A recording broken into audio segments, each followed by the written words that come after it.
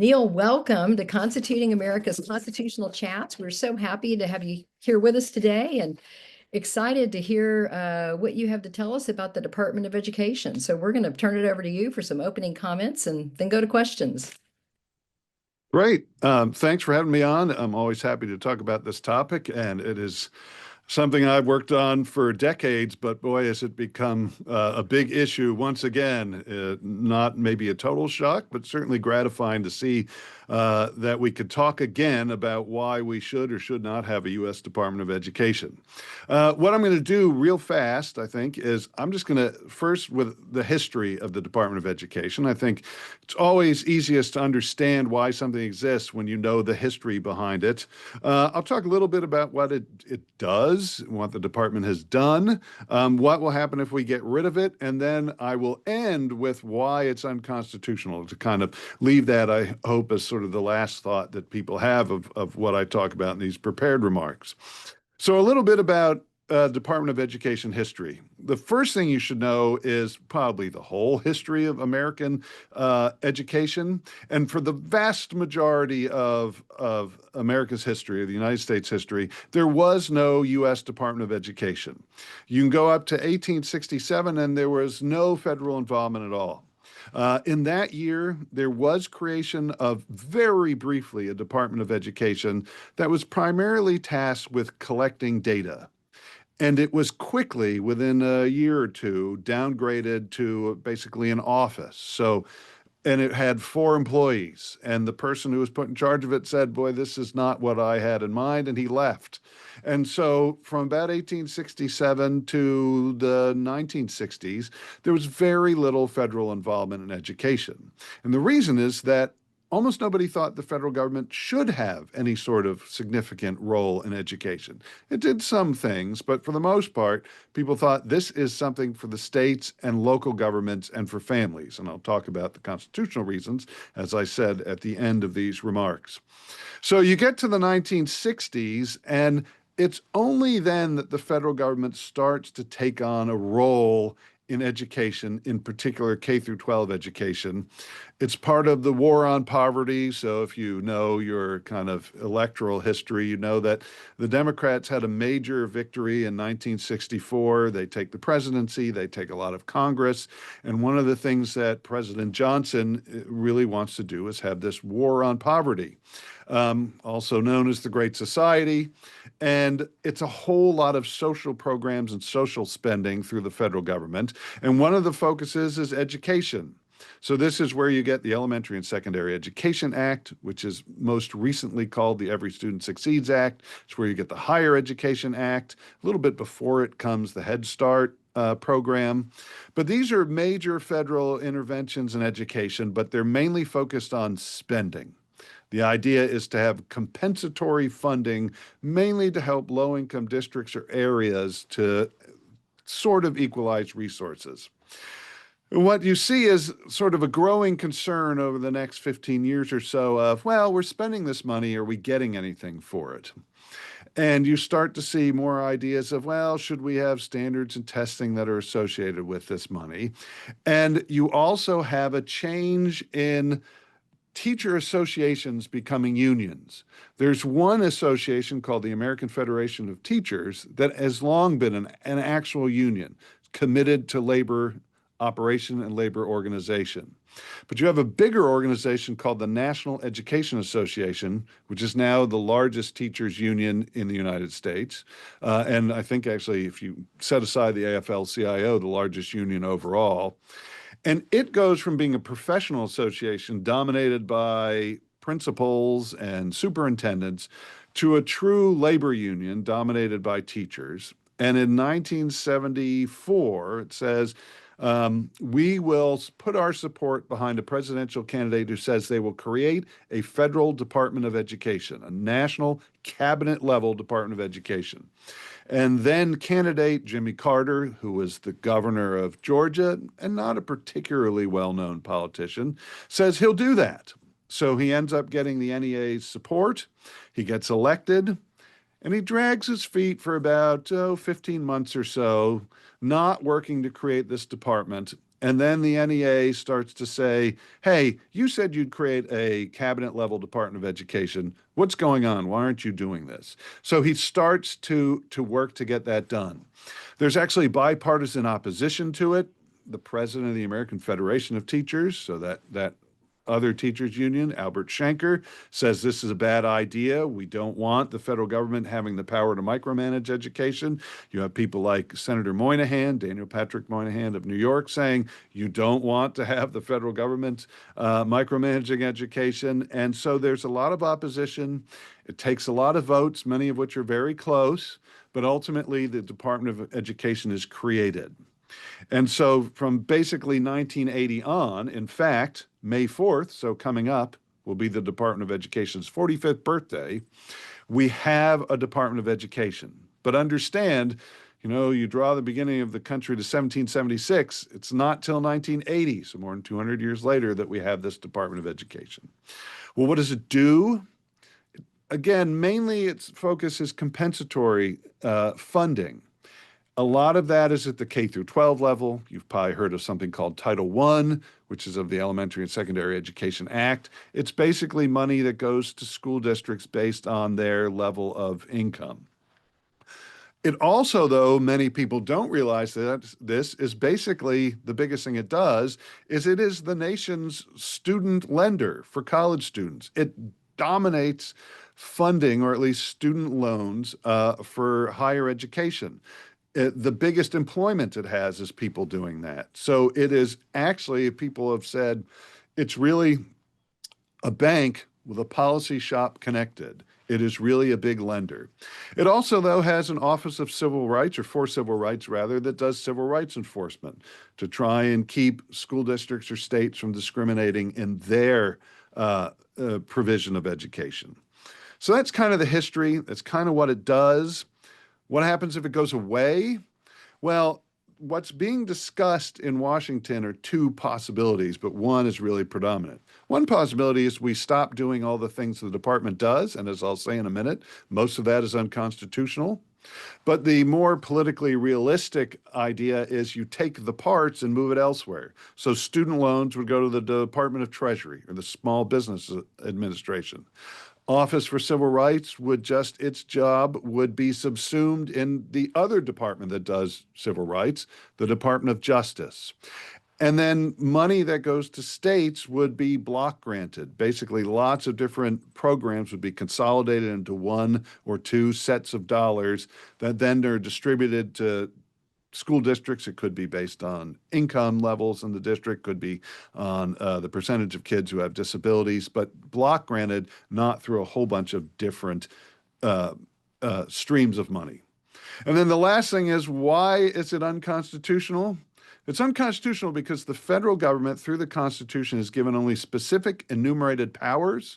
Those are the only ones it has, and education is not among them. So student aid is not constitutional. Aid to school districts is not constitutional. However, civil rights enforcement is constitutional. In fact, I would say something the federal government is supposed to do through the 14th Amendment. But even that, it has typically overreached and over-investigated, seeking out problems.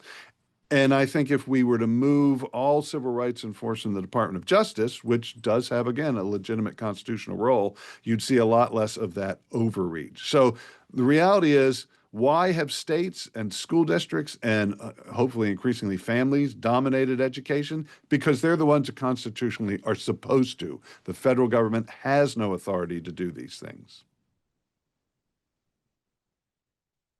Well, that's great. Wonderful opening comments. I know Janine has got a lot of questions. So Janine, I'm going to turn it over to you. Yes.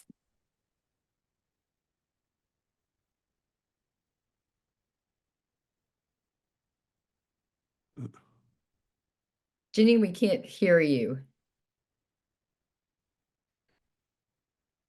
We did hear you briefly. We lost sound. That's so strange. Can you hear me now? Yeah, we can now. I don't know. This microphone gives me trouble. Okay, Neal McCluskey, thank you so much. I really, that was a very strong analysis, and you have a wonderful voice, by the way. Well, I can't take any credit for that other than I try to drink the right stuff. There you go. Well, it's a very, very commanding, your appearance and your voice. So thank you for that analysis, and we've always really appreciated the Cato Institute as well. Wow, where to begin? I mean, it's not constitutional, so if it's not constitutional, how did it get passed in the first place? That's my first question. Oh, so that's an excellent question. It could take up a whole lot of time. But basically, there's been a theory that I think is inaccurate that the federal government can't directly do something that it's not given constitutional authority to do. So like we'd say the federal government can't go and run schools in a state. But there's this idea that if the federal government funds something, it can take control through that funding. And if states or school districts don't want to follow that control, they don't want to follow what a Department of Education does, they would say, well, we're not taking the money. So I think the theory is, well, the Department of Education is okay because it gives out money and it doesn't try and actually run education except through that money.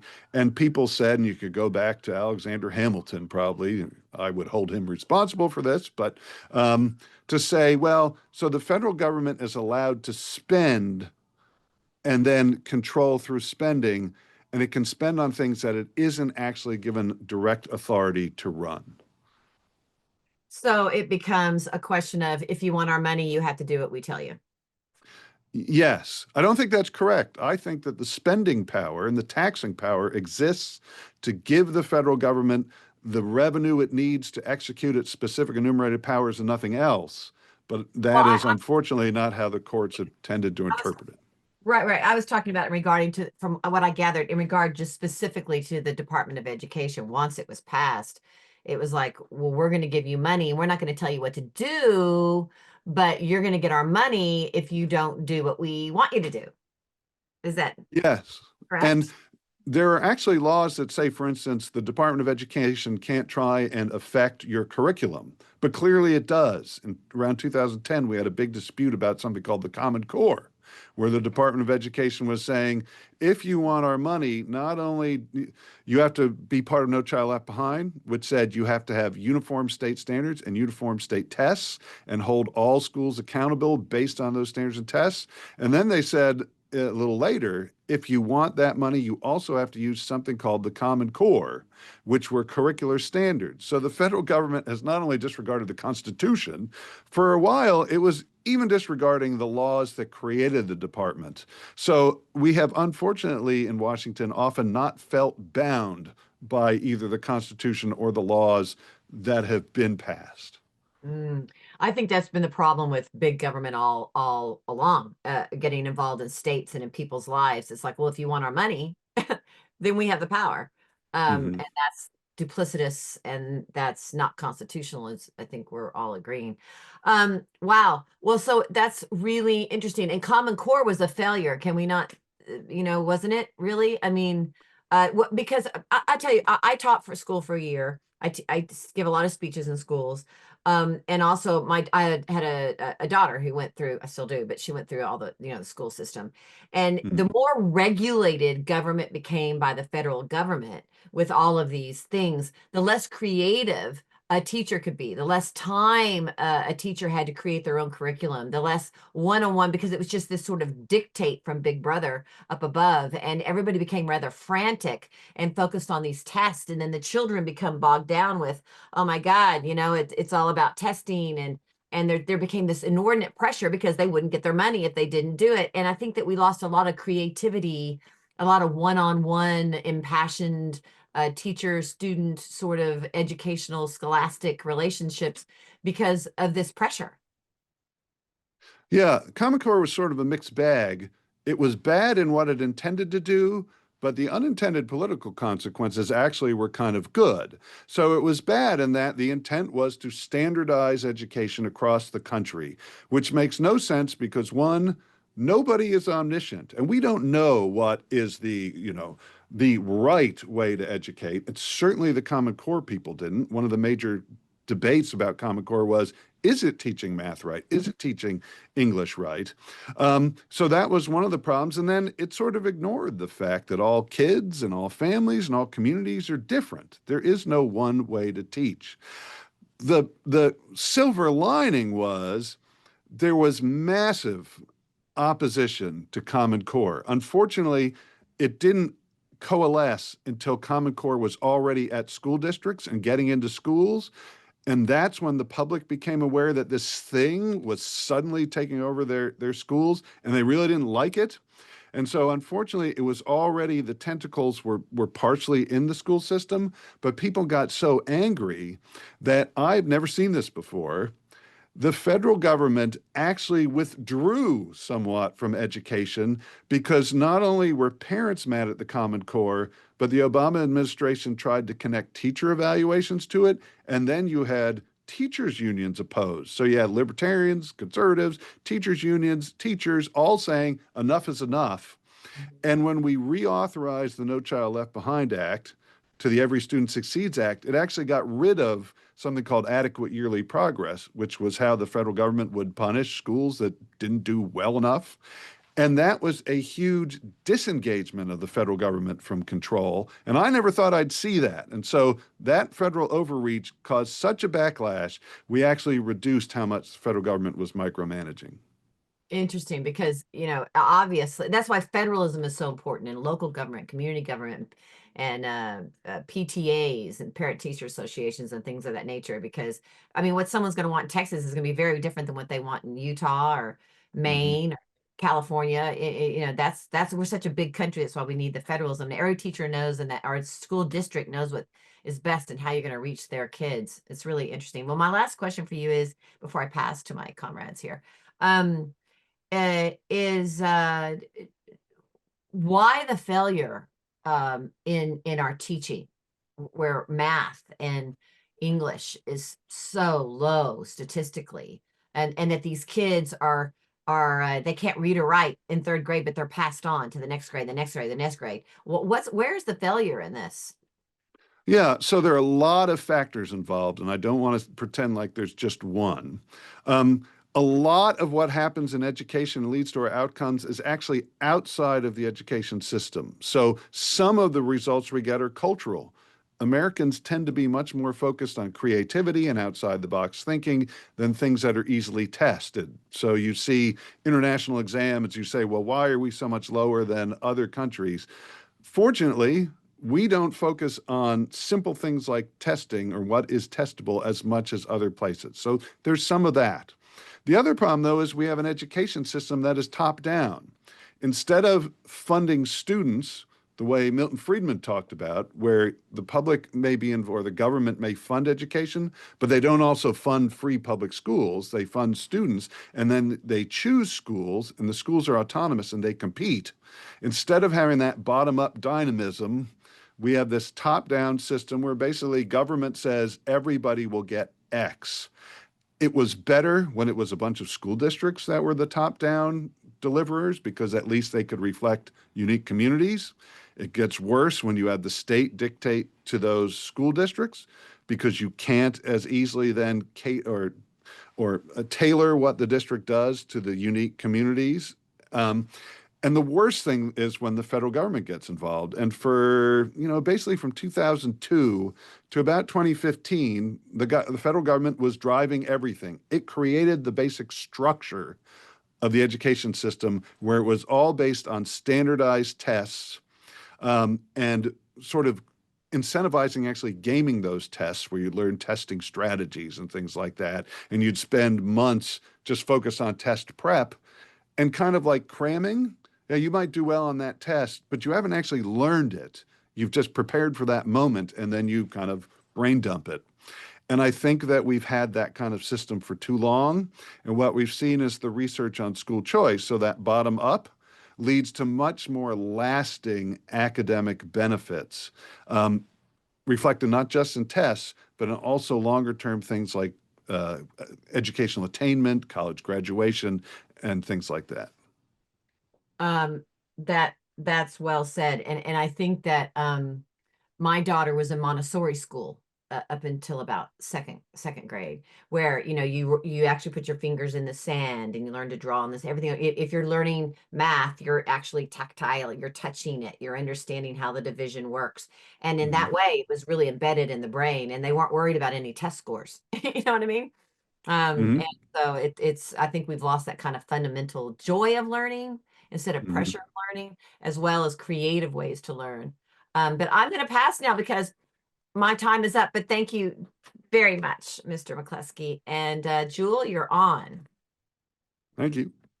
Thank Hello you. and thank you. I'm Jewel Gilbert here and happy to be on talking about something that we are all passionate about is education. That's so much of the reason why we're involved with this great organization and happy to have you on. So I want to talk about the constitutionality a little bit. Um, I'm always so I'm always so interested in that we want to fix things. We have these uh, areas of the country that we want to improve. And so often on this show, we get down to that a lot of the things we complain about are things that we also have a pretty strong claim are unconstitutional in some way or other. Could you just touch on again, um, in a like quick, simple way, how is the Department of Education? How could we, why you believe that elements of the DOE are unconstitutional? Yeah, I'd say almost all of it is. So, again, when we think of the Constitution, we need to think first and foremost, or keep in mind that the Constitution gives only certain specific powers to the federal government. Everything else it does not have. The idea was to not have a powerful federal government except in explicit areas where it was believed that you had to have national action. But if you read, for instance, James Madison, he says, look, what the federal government does is almost always external facing, so dealing with other countries or tariffs or something like that. Everything else is with states or the people, and that's almost all internal. And so there was never any intention to have a national Department of Education or national, like federal education policy at all, because the expectation was, and the desire and the belief was all that sort of thing should be local. And we followed that for most of our history. Um, but I think you see education along with a lot of other areas where well-intentioned people said, well, we've got problems. It seems to be national. So let's just have the federal government try and fix it. And I think many just sort of said the Constitution's kind of old and it's getting in the way of things we want to do. So we're kind of going to kind of ignore it. And we've seen that that's been bad. It just leads to all kinds of waste. It takes power away from the people closest to the kids it's supposed to serve. And good intentions and the same as good policy. And so we need to go back to following this document that was very carefully thought out that said what makes sense to do on a national level and what makes sense to have decentralized. And a Department of Education is even worse than having federal policy. It says we're going to essentially create like an education czar or a national superintendent by creating this department that's also cabinet level, which means it's essentially direct access to the president. Nothing like that could ever be seen as acceptable when you actually read the Constitution and you look at the specific enumerated powers that are given to the federal government. Education simply isn't amongst them. And I always have to note, people will say, well, what about the General Welfare Clause? But the General Welfare Clause, as Madison had written in the Federalist Papers, only explains why the specific powers that follow it are given. He has said explicitly, or he said explicitly, the General Welfare Clause itself doesn't confer any power. If it did, why even bother with the specific enumerated powers that follow? That's an excellent point. I want to highlight that for the listeners and myself. A quick understanding of the General Welfare Clause, which I'm sure that comes up in everybody's questions once you have any type of a spirited discussion about the Constitution. So I'll definitely be noting that section. So moving from that, we have, I work in schools often, and with Constituting America, I've given some of the Constitution workshops, and you know anyone that works with students and has a passion for it, I know that Wyatt also is interested in being a teacher. The teaching is awesome. Students are awesome. There is definitely a marked change in our students' ability to understand the world and think from what could be called like a first principle sense. There, there's with so much more information, there's a lot less of ability even for them to parse through it. And we see with the Common Core method a real fracturing of subjects, treating every subject as if it's completely separate and coming up with these new ways to learn about these subjects. It was very strange. You know, I lived through it. I was homeschooled, but I saw it in my friends and I heard it was all around the debate.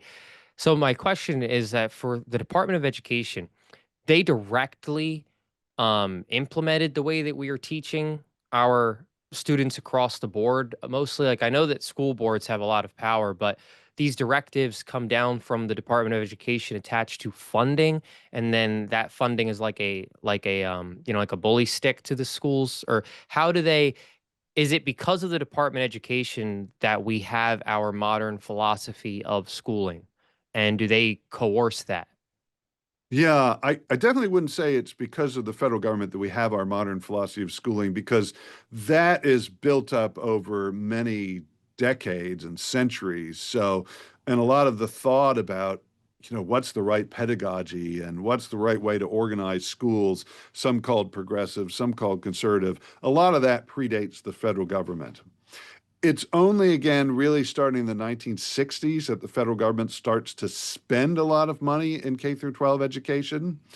And it's really not until the 1980s that it starts to say, well, wait a minute, we need to start attaching some rules and outcomes measures to that money. So, it depends how far you want to get into this, but 1983, well, I should say, actually, this is good history. So 1979, Congress passes the legislation that creates the department. 1980, on May 4th, the department comes into existence. Ronald Reagan runs in part on getting rid of this Department of Education. In 1981, he takes office and he basically sort of canvasses senators, because Republicans take over the Senate, and says, well, what do you think of revisiting this and eliminating the department? And basically, the Republican senator said, we don't want to go back into this fight. We've already had it. And so the thing sort of stays. And the second Secretary of Education is actually kind of a fan of the department. And he commissions a report that eventually becomes the A Nation at Risk report. And it famously says, if a foreign power had done to us what we've done to ourselves with our education system, we'd have considered it an act of war.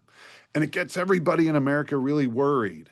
And then the next Secretary of Education is a guy named Bill Bennett, who you might know. Still used to have a radio show. I think he had a TV show too. But and he really is this big personality who rails against how bad the education system is. And people start to look at him for sort of like bully pulpit kind of leadership.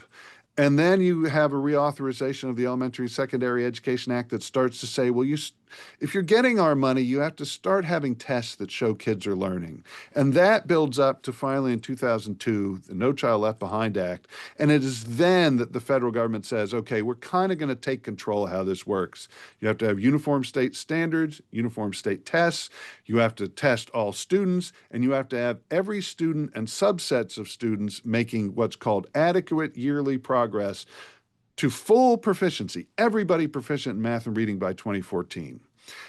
We know that's not going to happen. You get to around 2009, 2010, we have what's called the Great Recession, and the federal government, as it often does, accretes power when there's a quote-unquote crisis. So it says we're going to bail out a whole bunch of the economy, and a small part of this is we're giving money to the Secretary of Education to give to school districts, but with his rules attached.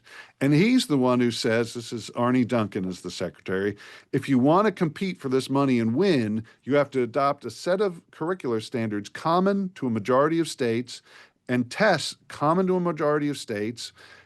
And by the way, we'll choose those tests and pay for those tests. And we know there's only one consortium called the Common Core coming up with these standards. So de facto, the federal government then is dictating at the very least the standards that put a box around what curricula you can teach. And so it's only over time that it starts to take control. And then, as I said, actually that kind of implodes because finally the American public's like, we've had it. federal government with you telling us what to do in education. So we're now at a point where we still have vestiges of it left, but it is back to more state and local control. Wow, that was a amazing history you just shoved in there together and concisely. Thank you so much. It is surprising that, I mean, you talk about those standards that were chosen at the time for Common Core, and kind of what my question was getting at was, when did the American people get a say on what those standards were? When did we figure out that this is something that school district to school district was good for, our students? And I think your answer is we didn't. But thank you Yes. so much. I got pass it on. So I wrote a paper on this national standards movement, and then nobody read the paper, and I thought, well, oh, well, I tried.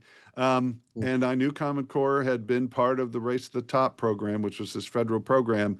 And then I was sort of surprised when we started to see in school districts around the country, parents kind of revolting against it. But that was already after it was partially in the schools. And so parents and community members didn't get a say until it was a little bit too late. But they were able to stop it from kind of fully taking over the education system. That's a positive note for us to take, though, that they could. I want to pass it on to Wyatt, and thank you so much. Yes, thank you, Jewel, and thank you, Neal, for being here today. It's fascinating discussion. Especially because as a future teacher too, I'm already learning a whole lot. So my first question, so you've talked a lot about how this funding turned into things that sort of had strings attached to it. Um, but when you look at the funding itself, I mean, I was reading a report that said in 2022, 15% of special education's funding was federally funding. Um, Education for the disadvantaged, 19% of it was federally funded. And a lot of this, about nearly 50% of all federal spending on public schools, come from the Department of Education. And I know a lot of people are concerned that if this department's dismantled or it's taken away, then what's going to happen to those fundings and what will happen to those projects that do heavily rely on the funding from the Department of Ed. Yeah, so I don't think that, at least the data I've seen, is the federal government provides about 10%. It varies from year to year, but over the last few decades, it's about 10% of all K through 12 funding. It supplies a lot more funding in higher ed, but in a different way. So in K through 12, it is mainly this formula funding to school districts that goes through states. So the one for kids with disadvantages, or call it Title I as part of the law. That's the biggest tranche of money. I should remember exactly what it is, but it's about 18 billion last I saw. The second largest is for kids with disabilities. It comes from the Individuals with Disabilities Education Act. It was about 14.2 billion, I think, last I saw. But these are actually very small numbers relative to the total amount spent on K through 12 education. So again, it comes out to about 10% of all funding. Plus, there are all these little categorical programs that are all, $500 million or something like that, or 10 million. It depends on the program. So the federal government could go away, and you'd basically see a 10% reduction in spending, except if the federal government goes away, it stops being involved in K through 12 education. We'll just focus on that for now. And we cut taxes proportionate to that amount that it is of the federal budget. Well, then that's just money that stays with families who could then spend it on education. So it isn't actually a loss. It's a loss maybe of stuff coming from Washington, but it's more at the very local level of families and communities, which is where we should want that. We have to remember that when money goes to the Department of Education, you pay taxes, it gets processed by the IRS, and then goes to the Department of Education. They have people who process it, they attach rules and regulations to it, and then they send it back down through a bureaucratic system, which burns off money in ways that are not educationally useful. So we'd be better off, I think, if money stayed just where it was with families. That said, the focus that I have seen in Washington for what will be done or what people would like to do with the Department of Education isn't actually to eliminate funding. It is just to move parts out of the department so that we at least don't have this clearly unconstitutional cabinet level department. And they'd say, let's still have the money funding for the disadvantaged. Let's have Health and Human Services be in charge of that. Let's still do the student aid, but let's have the Treasury Department run it. And so there isn't much talk about decreasing funding. And even if it's not just about moving parts, there's also, well, let's just block grant it so you don't have all these little programs that are lots more bureaucracy than you need to get money to states and districts. Yeah, yeah, thank you. And then I was also reading one of your other articles. I feel like you've kind of touched on this, and you talked about, let me pull up my notes, this bill that Senator, where did I put it? Yeah, Senator Mike Rounds had proposed. You were talking about supporting that bill. I was just wondering if you could discuss what that bill is, what it entails, and how it would achieve some of its main objectives. Well, the first thing I should say is there's a new version of that bill, and I Oh, haven't had a okay. chance to really dig into it, so I'll talk about the old version. I think the Mm-hmm. new version is probably similar but more refined. And so generally what it does is kind of what I just described. At least the original bill was move a lot of parts of the Department of Education elsewhere. I think the original bill didn't necessarily have all the parts going where they would make the most sense, and I think they probably changed that. But move a lot of it and then consolidate programs for block granting. And I think that that would be a big improvement in what we have now. I don't think it would still fit the constitutional bill. The constitutional bill is the federal government doesn't do any of these things, but it is movement in the right direction to dismantle this clearly unconstitutional education department and then try and decrease how much control the federal government exerts over the money that it is taken from people and then says, you want it back? You know, you follow our rules. The fewer rules it attaches, I think the better. Yeah, and that was I can't remember if I said this, but Senator Mike Rounds from South Dakota, he had the one that proposed that bill. And then one of my last questions. So I was reading some of these statistics, and an overwhelming majority of Americans are dissatisfied with the American education system. I think the report that I saw had only 24%. So about 1 in 4 of Americans say we're satisfied with the public school system. However, many Americans still believe that the Department of Education should either stay where it's at or be expanded. So I was just kind of wondering if you could maybe share your thoughts on why is there this divide between an overwhelming majority of people who are dissatisfied with the system but still want to keep the Department of Education or even enlarge it or make it bigger? Yeah, this is one of the many great contradictions you see when you look at polling and survey data Hmm. of, you know, why are people so unhappy with the system, but they want the federal government to be involved? Although you often find survey data that says they want the last group of people to be in charge of education is the federal government. I Hmm. think that a lot of the support from the for the Department of Education comes from people not actually knowing what the department does and because it has the word education in it. And most people who don't have time to delve into politics the way I do, they say, look, education is good. The more money put into something good, the more of that good thing I can get. So, of course, I would want the federal government to have a Department of Education. And I don't know that they associate the Department of Education necessarily with delivering all the bad outcomes they see in the system.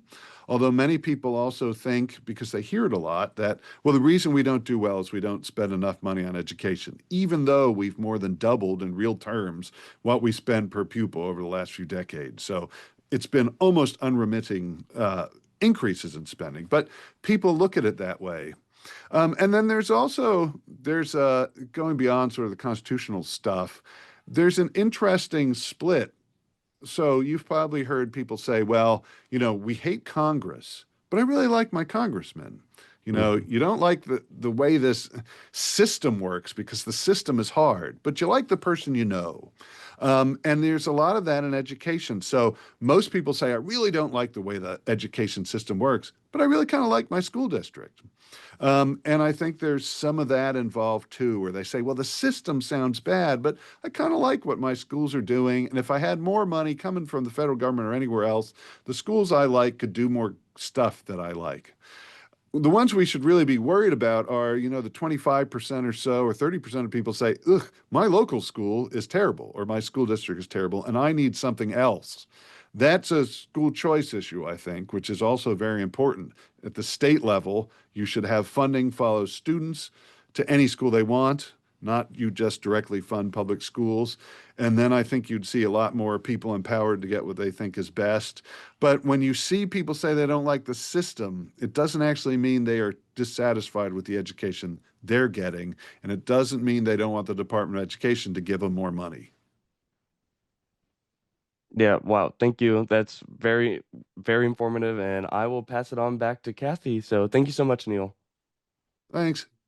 Well, thank you, Jewel and Jorn and Wyatt and Janine. It's been a great show so far. And Neal, we're just so glad that we have you on. Your answers are very, very enlightening. And we've got a lot of audience questions to bring up.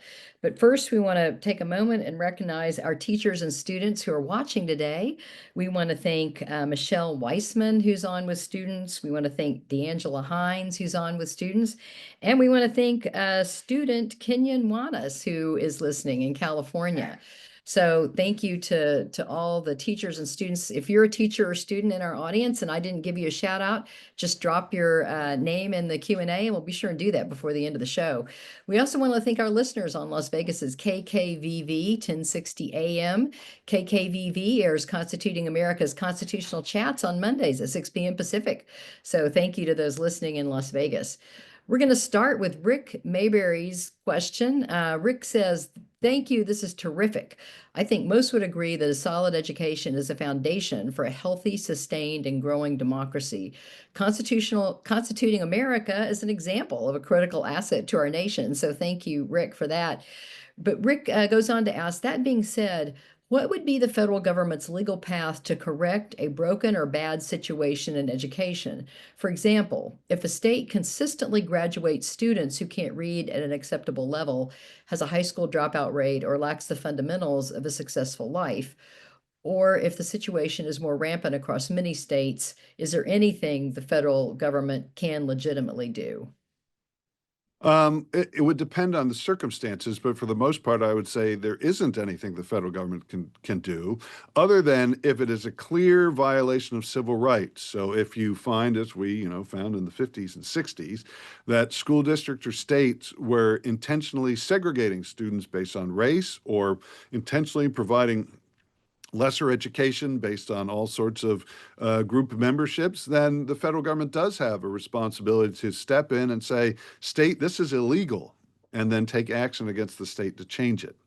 But bad outcomes is not something that the federal government can just say, well, we're not happy with the outcomes we're getting. We don't think the test scores are high enough, so we're going to intervene and try and fix it.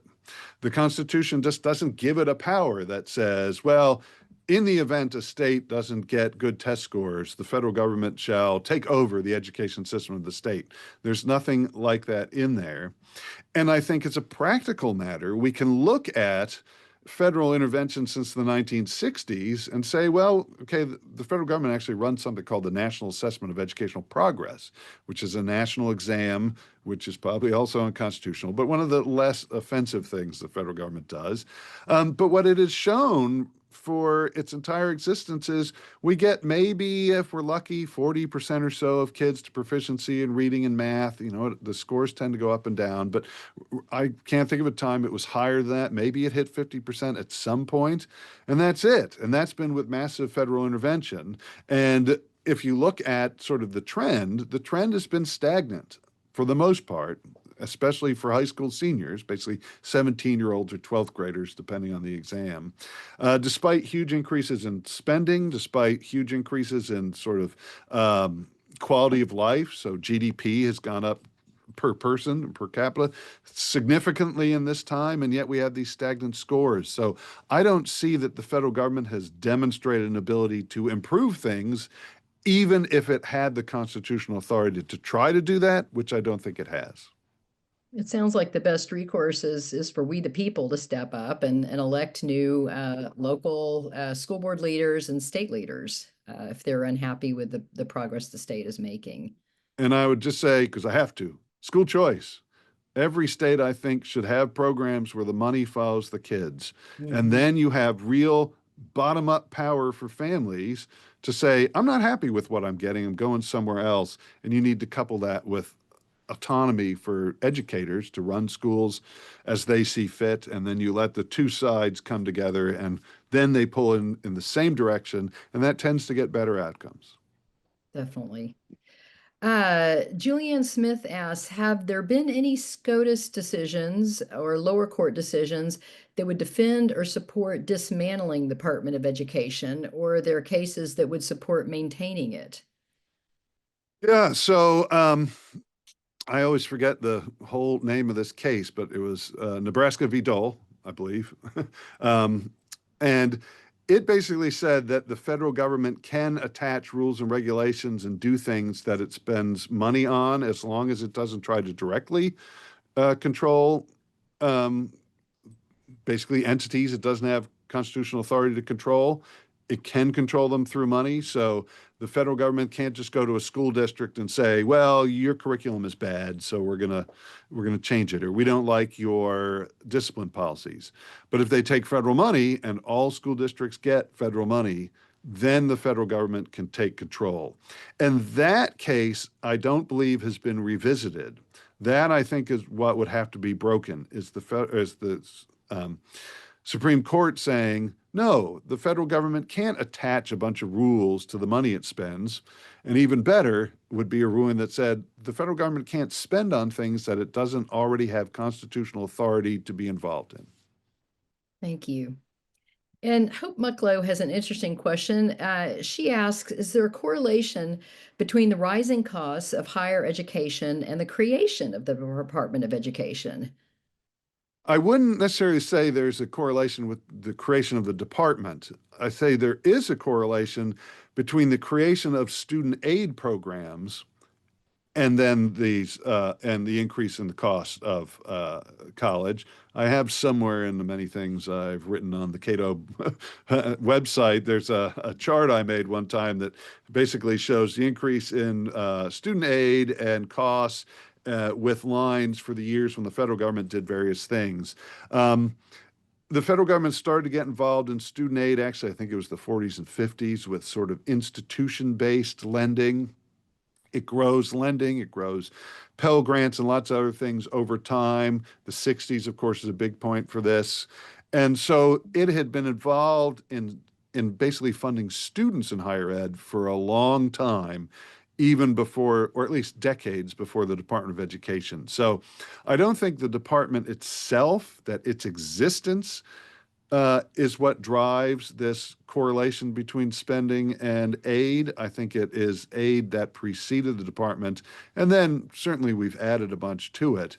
But that aid clearly enables colleges to raise their prices. Basically, if the college is going to charge you X and you don't have money for it, then the federal government gives you money. They're like, okay, well, now we can charge you X, and then next year we'll raise it to X plus 1, and you'll say, federal government, I need more money, and you start a vicious cycle. So, and the department has certainly been part of, I think, often efforts to try and keep these programs, even though we know they're counterproductive. Well, thank you. And Karen Pecor asks a question about who is working at the Department of Education. Karen says, I sure would like to know how many real teachers who've had experience in the classroom are actually now or have ever previously been employed in the Department of Education. In my 44 years of actively being involved in the classroom, coaching, and athletic directing, I personally only see a pipeline from universities rather than from the teaching profession. Yes, so I should say first, I haven't seen a breakdown of how many people who work at the Department of Education have been teachers, but I know enough about the department that I can say first and foremost, the biggest thing it does is run student loan programs. And so that's not about having teachers do anything about teaching. That's about essentially running a bank or a lending entity. Until recently, there were about 4,200 Department of Education employees. You probably know that the Trump administration slashed that by about half. 1,200 of those worked in the Office of Student Aid. And then most of what else the department does is not actually about teaching anybody. It certainly isn't in charge of giving direction on how to teach. It is more distribution of money. And so it wouldn't be surprising if most people in the department didn't have a teaching background, because most of what they're doing isn't teaching. It is running programs. So my guess would be more have administrative backgrounds and political backgrounds than have classroom experience. Well, thank you for that. And Cher G asks, as a college teacher, I notice all my freshman students come in with very scripted ideas where they regurgitate equally. They don't question or change from the scripted learning to think for themselves. Is there any way more individual critical thinking could be allowed rather than prescribed test answering as a goal? Well, I think the demise of the No Child Left Behind Act, you should start to see the results of that with some more critical thinking. So what was important was when the No Child Left Behind Act was reauthorized as the Elementary and Every Student Succeeds Act, ESSA, they removed the adequate yearly progress requirement, which really locked everybody into very strict standards and testing. The ESSA still has a standards and testing requirement, but far fewer schools would be punished basically if they didn't do well. It's the bottom 5 and 10% of performers. So you should still be seeing, or you're likely to still be seeing, students who are somewhat focused on standardized tests. And I think even before No Child Left Behind, schooling was often about, what do I have to do to get as good a grade as I can on this test? And even without the federal government, we had the SAT and the ACT and lots of exams. So it's not like we can only blame the federal government. But I think we've seen a decrease in the federal government requiring strict infatuation almost with standards and with testing. And you should, I think, start to see some more creative thinking. But I think a lot of that is going to come through the more we have school choice. So funding for students instead of the schools. There's been a big increase in school choice since COVID. So we recently passed the 1 million student mark, 1 million students, more than 1 million students going to private education, private schools through these government programs, state programs typically, not federal. And that is what will really unleash other ways of doing education. So the public schools tend to be put into a system that they actually had little control of eventually, which is standards and testing based. If you can choose something else, they can embrace creativity. So we're seeing lots of schools there like forest schools and Montessori schools and all sorts of out-of-the-box models that are starting to go to scale with school choice options. Well, thank you. And I think we've got time for one last question. And we have a couple of audience members who are asking, realistically, will the Department of Education be closed? One of our members here says, how likely is it that politicians in Washington will really abolish the department? He notes that it didn't happen in President Trump's first term, but in the current term, it's being verbalized more. But then our audience member asked, but can that be done without consent from Congress, which seems unlikely? If the agency is truly unconstitutional, can the judiciary pull this off? Or is there some practical strategy that could restore fidelity to Article 1, Section 8? And then Julian Smith also notes that since the department was created by an act of Congress and there's not 60 votes in the Senate, how can it be closed formally rather than just relocating parts of it? Yeah, well, so the first thing I think is to say, well, I'll start by saying there is a lot more focus on eliminating the department in the second Trump term than there was in the first. They did put out eventually a plan to combine the Department of Labor, I think, and Department of Education, but it was sort of a sidelight. There's much more direct focus on it now. And that is going to be beneficial no matter what, because we are back to having the discussions we need to have, which is, should we have a Department of Education? Should the federal government be involved in education? And is it constitutional? That said, I don't think if there were, say, a vote in Congress tomorrow to eliminate the department, that it would succeed, largely because you need to get 60 senators to overcome filibuster to pass anything other than budget reconciliation, which is a whole other animal, and it's not how you would get rid of the Department of Education. But there is a lot, I think, very clearly that the president can do. The president definitely has the authority to do as the president's been doing, which is to be in charge of hiring and firing, at least up to the point, at least conceptually, where they can't do the jobs Congress gave them anymore. And then I think it's also important, though, that we understand every office holder in Washington, the president and members of Congress, all take an oath to uphold the Constitution, and all should be saying, this is unconstitutional. Let's eliminate it. And I think that you are correct, though, that there's a lot of, the Congress did create the Department of Education. Congress created all these programs. It gives the Secretary jobs to do. I think it will be necessary for Congress to start withdrawing those things. But it is also the role of judges to say, is this constitutional? I think judges have allowed the federal government to do far more than the Constitution allows. You kind of go back to the 1930s and the switch in time staves 9 for how that happened. But I do think the current Supreme Court is much more inclined to be willing to rein in the federal government. The problem is you've got to get a lawsuit that makes it there. And I think that'll require probably some state saying, or maybe a school district, we're not taking your rules because you've taken our money, whether we like it or not, to do something unconstitutional, and we're sick of following your rules that are unconstitutional just to get our money back. But I haven't seen a state or school district that's about to do that. Well, thank you. We're right at the top of the hour. This was a fascinating hour. We could have gone on, I think, for 2 or 3 more hours. We just thank you so much for your gift of time and wisdom to us this afternoon. And we want to thank all of our audience members and our great questions that y'all put forth today. And we invite everyone back next week to join us. We're going to be having a discussion on government regulation and just getting back to discussing what really are government regulations and how do they restrict our freedoms. And we're going to have Andrew Langer as our special guest. So we hope y'all will all join us next week. Thank you, Neal. Thank you, Neal. Thanks for having me. Thanks Thank for all the you. great questions. Thank you. Bye.